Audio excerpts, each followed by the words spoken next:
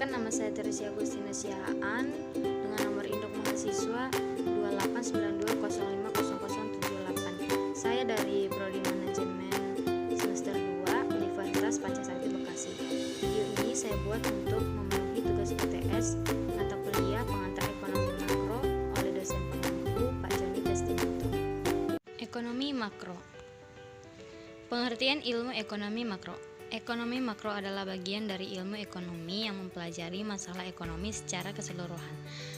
Ada beberapa aspek analisis dalam ekonomi makro, diantaranya yaitu pendapatan nasional, kesempatan kerja, laju inflasi, investasi, neraca pembayaran.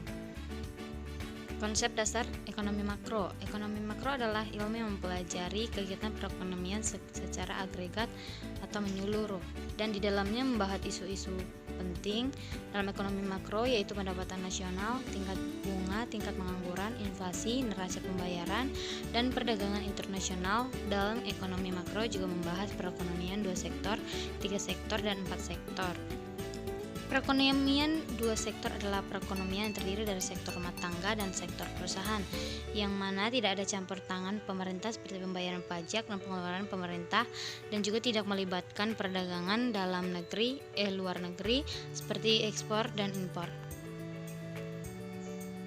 Sejarah lahirnya ekonomi makro. Makroekonomi modern berasal dari tahun 1930-an. Dia muncul sebagai respons terhadap depresi besar atau krisis Malaysia. Metode mikroekonomi yang sebelumnya digunakan para ekonom tidak efektif dalam menjelaskan mengapa ekonomi terbesar dunia itu jatuh. Mikroekonomi memperhatikan aspek-aspek kecil dari suatu ekonomi, tetapi depresi besar tidak mempengaruhi satu atau dua bagian pasar negara, tetapi keseluruhannya. Para ekonom membutuhkan cara baru untuk menganalisis ekonomi secara keseluruhan. Ekonom Norwegia Ragnar Freys adalah orang pertama yang menggunakan istilah makroekonomi di media cetak pada tahun 1933, tetapi ekonom Inggris John Maynard Keynes yang karyanya dan gagasannya pada tahun 1930-an mempopulerkan penggunaan makroekonomi untuk menjelaskan apa yang terjadi dalam skala besar.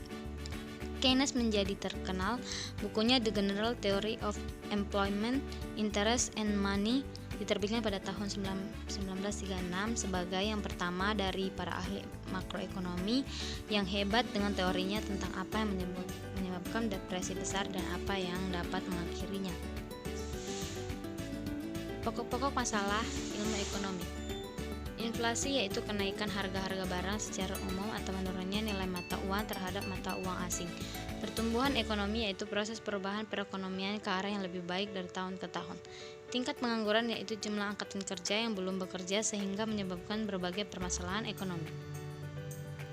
Permasalahan dan tujuan ilmu ekonomi makro yaitu lambannya pertumbuhan ekonomi, tingginya pengangguran, kemiskinan, inflasi dan defisit atau APBN, tingginya utang luar negeri. Instrumen kebijakan makro. 1. Instrumen kebijakan moneter. 2. Instrumen kebijakan fiskal. Kebijakan moneter dilakukan oleh bank sentral suatu negara seperti Federal Reserve di Amerika Serikat atau di wilayah supranasional seperti zona euro. Kebijakan fiskal dilakukan oleh eksekutif dan legislatif pemerintah dan berkaitan dengan pengelolaan anggaran negara. Model ekonomi makro yaitu permintaan agregat, penawaran agregat, ISLM, pendekatan analitik. Penawaran dan permintaan agregat. Permintaan agregat atau aggregate demand (AD) adalah jumlah barang dan jasa-jasa akhir yang dihasilkan di dalam perekonomian dan diminta pada berbagai tingkat harga. Sedangkan kurva permintaan agregat atau aggregate demand curve adalah kurva yang menggambarkan hubungan antara output agregat yang diminta dengan tingkat harga dengan asumsi hal-hal lainnya tetap. Kurva permintaan agregat tersebut memiliki kemiringan atau slope negatif yang menunjukkan bahwa antara jumlah output yang diminta dengan tingkat harga hubungannya adalah negatif atau berkorelasi negatif. Pengertian pendapatan nasional. Pendapatan adalah seluruh penerimaan baik berupa uang maupun berupa barang yang berasal dari pihak lain maupun hasil industri yang dinilai atas dasar sejumlah uang dari harta yang berlaku saat itu. Perhitungan kegiatan ekonomi dan keuangan masyarakat. Berikut penjelasan 3 kegiatan ekonomi. Kegiatan produksi. Petani menanam padi, merawat tanamannya dengan memberi pupuk, menanam padi. Kemudian mengolah gabah menjadi beras adalah kegiatan produksi. Pengrajin meja dan kursi mengolah kayu menjadi kursi sekolah juga merupakan produksi. Kemudian kegiatan distribusi.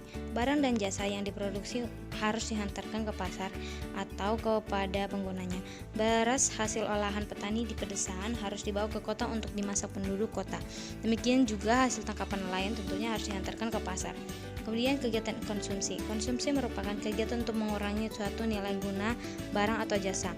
Contohnya beras hasil produksi petani dibeli oleh sebuah keluarga sebanyak 10 kg dan diolah menjadi nasi. Hasil produksi berkurang melalui konsumsi dan dari keluarga tersebut. Berbagi konsep pendapatan nasional.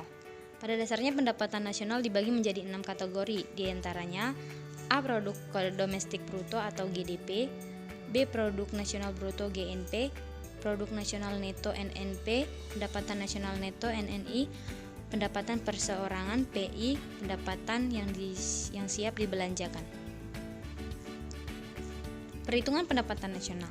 1. Pendapatan pengeluaran. Dari komponen pengeluaran tersebut, perhitungan pendapatan nasional dapat dirumuskan sebagai berikut: Y sama dengan C ditambah I ditambah G ditambah dalam kurung X dikurang M. Keterangannya: Y sama dengan pendapatan nasional, C sama dengan konsumsi rumah tangga, I sama dengan investasi, G sama dengan pengeluaran pemerintah, X sama dengan ekspor, M sama dengan impor.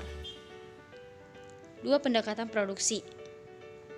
Seperti rumus yang setelah kita lihat, keterangannya: Y sama dengan pendapatan nasional, PI sama dengan harga barang ke-1, P2 sama dengan harga barang ke-2, PN harga barang ke-N, Q1 jenis barang ke-1, Q2 jenis barang ke-2, Qn jenis barang ke-N.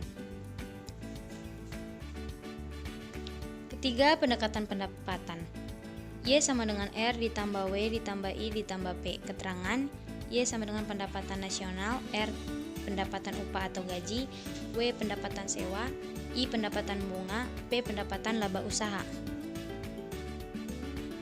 Manfaat perhitungan dan analisis pendapatan nasional, yaitu lebih dari itu menghitung pendapatan nasional adalah hal penting karena memiliki banyak manfaat, yaitu mengetahui tingkat kemakmuran suatu negara, mengevaluasi kinerja perekonomian dalam skala tertentu, mengukur perubahan perekonomian dari waktu ke waktu, membandingkan kinerja ekonomi antar sektor sebagai indikator kualitas hidup suatu negara, sebagai indikator perbandingan kinerja ekonomi antar negara, sebagai indikator perbandingan kualitas standar hidup satu negara dengan negara lain, sebagai ukuran dan perbandingan pertumbuhan ekonomi dari waktu ke waktu, sebagai ukuran dan perbandingan pertumbuhan ekonomi dan kekayaan antar negara.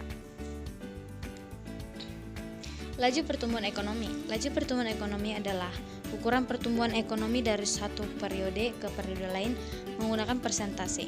Ukuran ini tidak menyesuaikan inflasi namun dinyatakan dalam istilah nominal.